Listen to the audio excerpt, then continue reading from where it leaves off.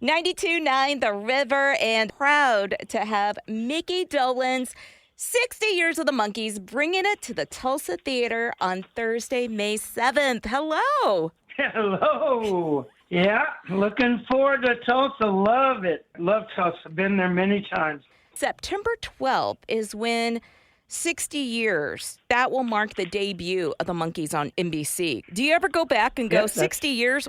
Where did the time go? Every day of my life.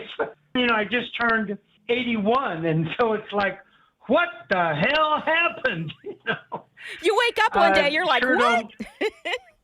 Yeah, literally. Woke up one day and, whoa, I'm getting on there. Yeah, I think about it all the time. But I'm not one to kind of sit around and mull over things too much. I'm pretty active. So it's not like I sit there and just, reminisce. I don't do much reminiscing, sometimes with friends. Right. But I'm constantly doing new stuff. I'm taking on new hobbies, different activities. You got to keep moving. That's what Einstein said. Life is like a bicycle. To stay balanced, you got to keep moving. Right.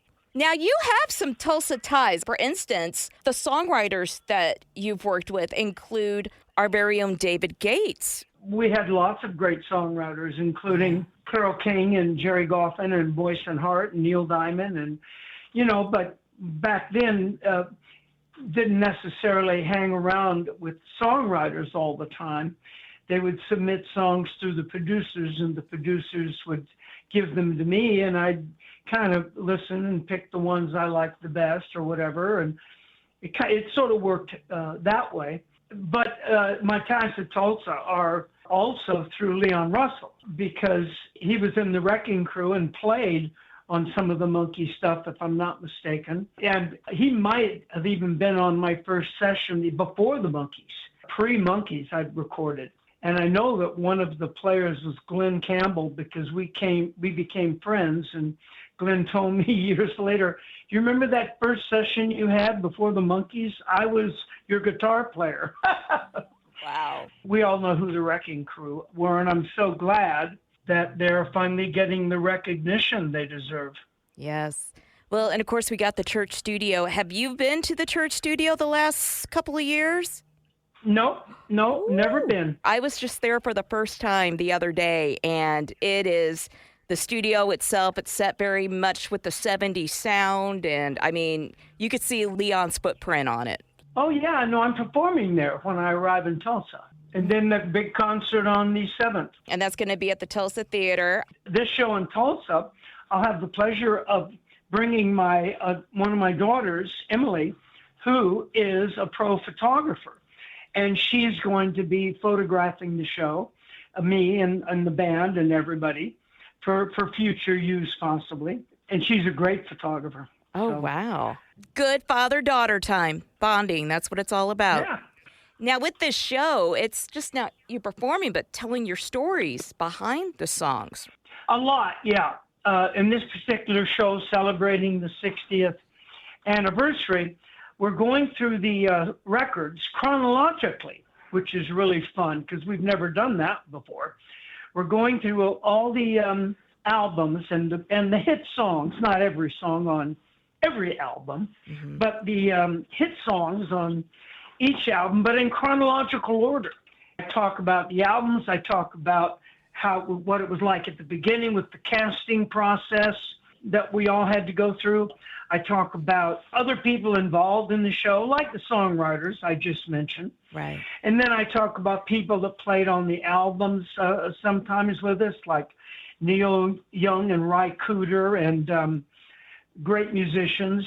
And then also the movie Head that we did, that Jack Nicholson wrote, and talk about the fact that Jimi Hendrix was the first opening act for the Monkees, which a lot of people do know that. Did you know that? I read that somewhere. Yes. Yeah. So a lot of people know, but there also a lot of people don't. And so that makes for a fun story. So yeah, lots of stories, but mostly, of course, good old rock and roll music. Now, I have to ask about the story from when you met Paul McCartney and you guys went to the studio and John Lennon had a nickname for you? Monkey Man. How did that come about? Monkey Man, just out of his head, That was his nickname for me. Hey, Monkey Man.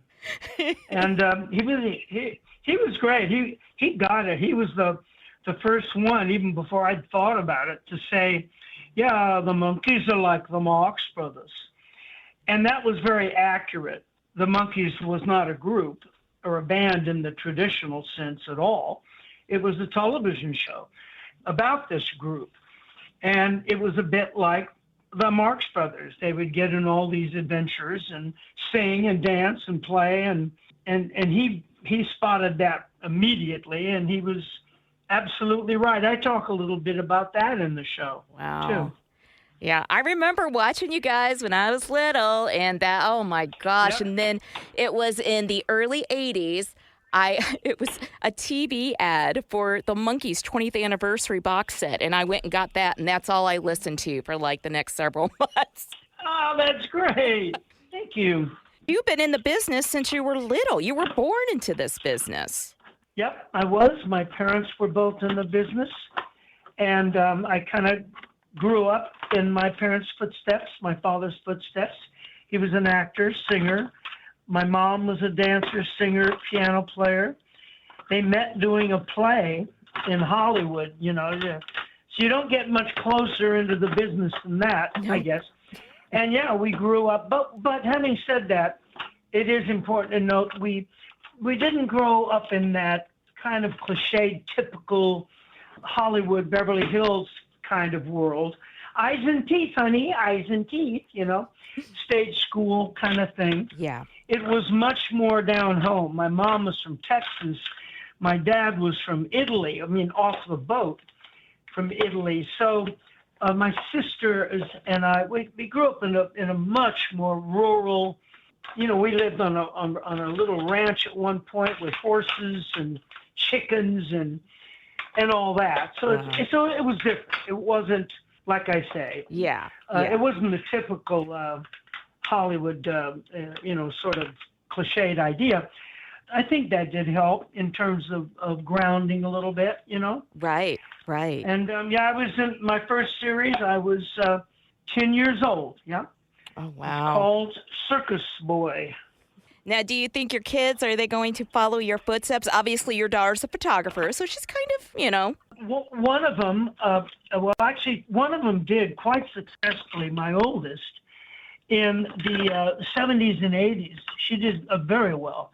And frankly, just kind of got tired of it. She wanted, I guess, felt like moving on to other things, and she has become a fine artist. She graduated from a famous art school, and her name is Amy, and she is an artist. She and just illustrated a book, a children's picture book that we wrote called Lalu Toot Toot. You can find it on my website, and Amy did a beautiful job of illustrating this picture book for kids in watercolor. It's just unbelievable. And, we might be doing some more of that. One of my daughters also went and did the Groundlings, acting and improv in the Groundlings, and then now is writer. Still dabbling. But the other two daughters, no, they never were into it. That's the way my kids are. Like, they grew up around radio. I'm like, don't you want to be in radio? They're like, no, it's okay, Mom. I'm like, oh, okay, it's your life. It's funny how that happens. Yeah. Parents never pushed me into it. They never said, like I say, there were no stage classes, no stage school, none of that. And if an audition came up, say, or something when I was a kid, through my father's agent, I assume, it was like, oh, do you want to go? And I'd say, oh, no, not today. I got a baseball game. And there was no pressure. Yeah. There. I've got one more question for you because I'm curious from watching the Monkees. Did they, and it seems to, I think I know the answer, but I want to find out from you. Is a lot of what you guys did on the show improv? Because it sure looked like it. It looked like you guys were having fun. Massive amount of improv.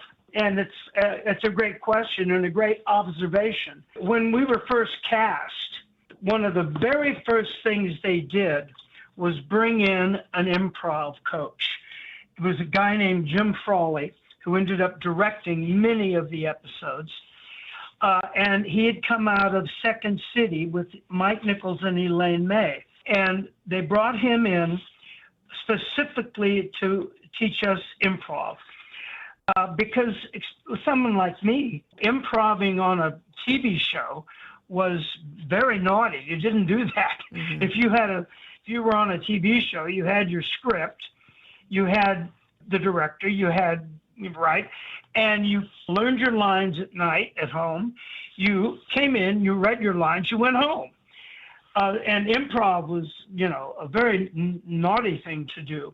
I had a problem with it originally because of that. I just wasn't used to it. But then the producers assured me, no, it's okay. Not only did they train us, they encouraged it. And to their credit, much of those moments that you're talking about, they used. Wow. To their credit, they used that, which was really one of the things about the Monkees that was kind of unheard of in television in those days, or films. Yeah. People did not improvise much. So, yeah, I think that helped a lot. I think it added a lot to the spontaneity and appeal to young people because of that. Oh, yeah. And I think you were the master of it, honestly. I mean, you just out of nowhere, those looks on your face. I got pretty good. Yeah.